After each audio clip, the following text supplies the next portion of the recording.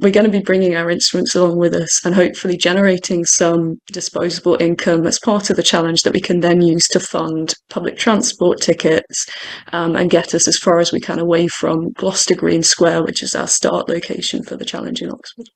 Get Radio Breakfast with Rich Smith. Very much looking forward to catching up with my next guest. Rachael Brown got in touch with us and said, I'm raising money for the Cats Protection Oxford and District.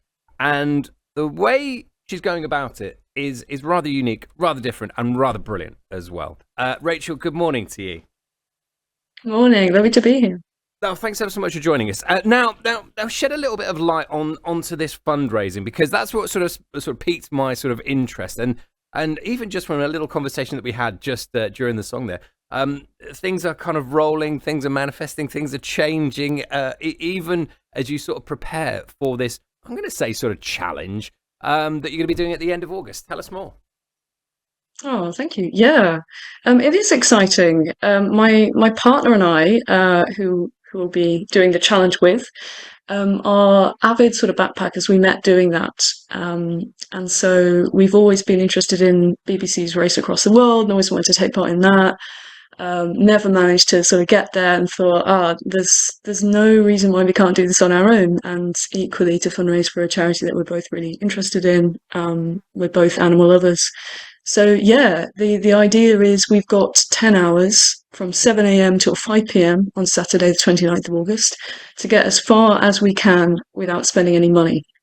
Oh, it's brilliant. I just, because instantly, as soon as you say that, everyone listening here this morning will have an idea and go, this is what I'd do first. That's what I'd do. Yeah. And so me being sort of not very kind of practical about the thinking, I'd be just like, okay, how far can I walk in 10 hours? That's my instant thing. But I guess it's a much more than that. It's kind of, it's being creative, it's being quirky, it's kind of thinking about different ways and things. And what kind of things are you thinking about at the moment?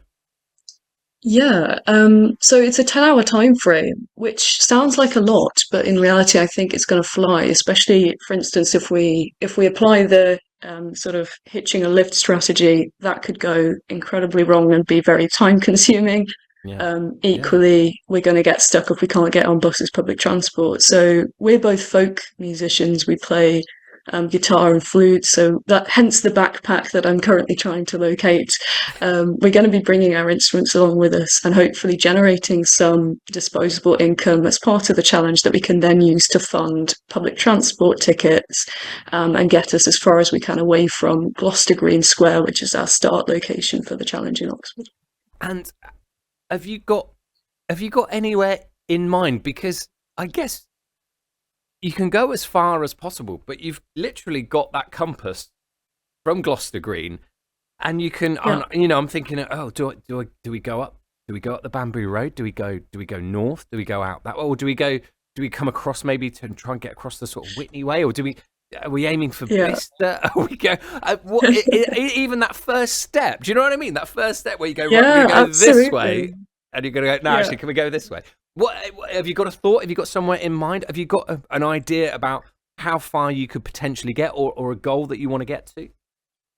Yeah, that just brought to mind that image of Bilbo Baggins in the Shire or is it Bilbo or Sam? I can't remember. One of them saying, "Oh, I've never got this far before," and they've just taken a little step outside of Bicester or something. Yeah, we're hoping to get further than Bicester. I want to get further than Bicester. I'm quite a competitive person. My partner Valentin is much more easygoing.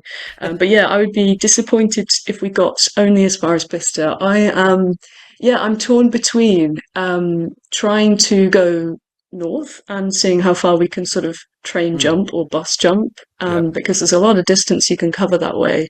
Otherwise, we take a bigger gamble and we end up trying to get as far south as we can with the aim of getting on a ferry and covering a lot of distance there. But that is, plan golden nugget, if you like. I'm not sure we're going to achieve that, but yeah, I'm excited for it. Well, you've definitely kind of got us all sort of excited and intrigued about this, because, as I say, everyone have their own strategy, their own way of doing things, and even just sort of that thought of going, oh, you're bringing your instruments along. I wouldn't have thought of that. like generating money. I wouldn't have thought of that. I'd have just gone, right, okay, we've got 10 hours, let's go. You know, everyone's going, oh, that's actually a really good idea. So tell us a little bit more just about the charity and why. And animal lovers and what have you. It's a great and wonderful thing. Why this particular charity? Mm. Yeah, this charity really took me by surprise. I've always been a dog lover. I grew up rehoming greyhounds from the Greyhound Trust in the West Midlands, where I'm from.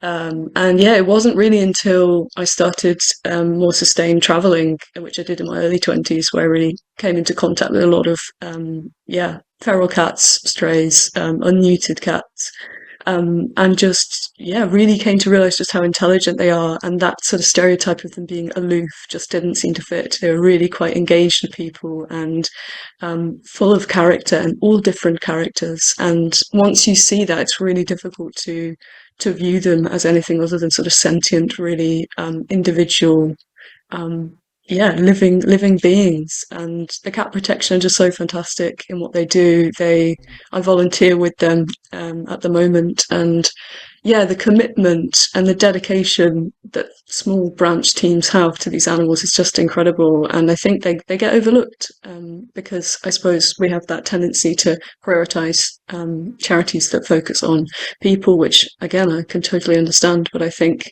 yeah, when you've seen somebody travel, 30 miles to pick up an animal just because they care and it needs support, yeah, I think it's something I really feel strongly about.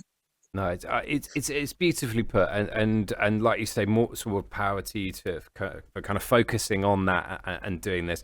The challenge sounds absolutely brilliant and amazing. Best of luck with it. Do let us know how you get on and how far you get. I'm expecting a call from a foreign number. Going, yeah, no, we're here. Would you believe it? So best of luck with everything, and good luck with the fundraising. And we'll put the Just Giving up on our Facebook pages and all of the social media, so you can find that. But thanks so much for joining us this morning, Rachel. It's been really great chatting to you. Thank you so much.